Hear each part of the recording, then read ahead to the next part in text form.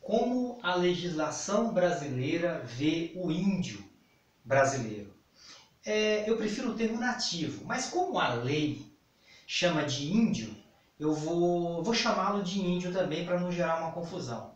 É como o indígena é visto pela lei brasileira. Como a sociedade vê o indígena, os povos nativos, a gente já sabe, né? Isso não é novidade para ninguém.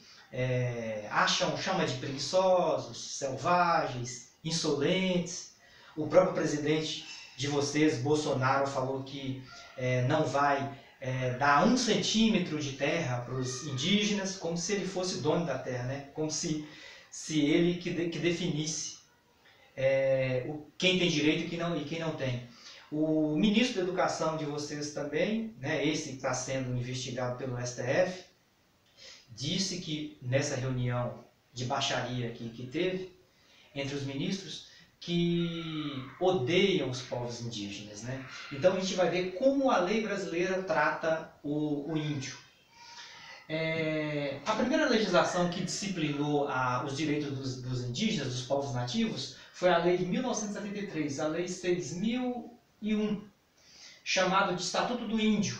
E nesse estatuto dizia o seguinte, que o índio deve ser reintegrado à sociedade brasileira, como se a nossa sociedade fosse civilizada, eles fossem selvagens e eles tivessem que vir para o lado de cá da sociedade brasileira, né?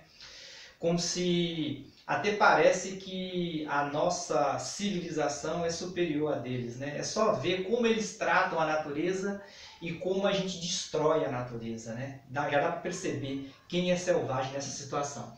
E aí, mais tarde, veio a Constituição Federal de 1988. Não sei se vocês sabem, mas em uma hierarquia de leis, a Constituição está no topo, ela está acima. Todas as leis brotam da Constituição. Direito civil, direito penal, direito administrativo.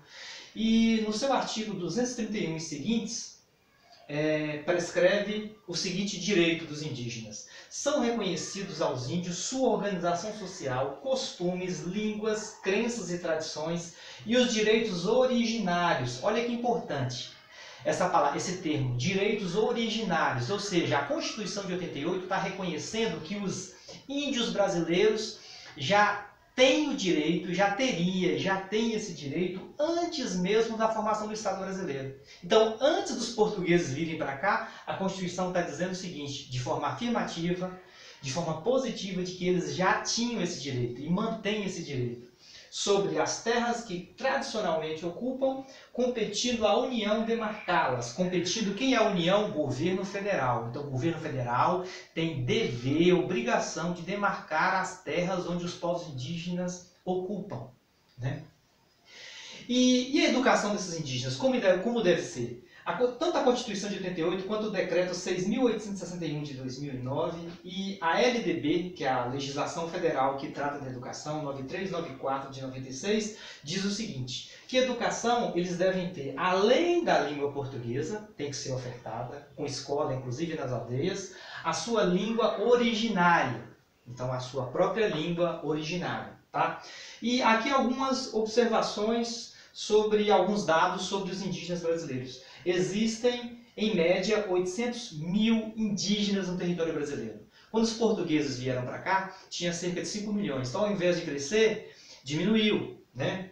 Por causa da agressão, da violência dos portugueses, da matança, da escravidão. Nos Estados Unidos, eles até pagavam para matar os indígenas deles. E existe, em média, 225 povos indígenas, em média 225.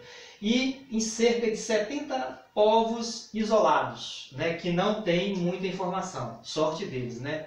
Longe da destruição da civilização branca. Exemplo de alguns povos indígenas. Existe, olha a quantidade, 225 mais 70. Quantidade de povos indígenas. Aqui é só alguns exemplos de povos indígenas. Guarani, Ticuna, Terena, Chavante, Yanomami, Pataxó e meu querido Machacali, que fica próxima da minha terra, lá na divisa com Minas Gerais e sul da Bahia, no nordeste de Minas Gerais e sul da Bahia.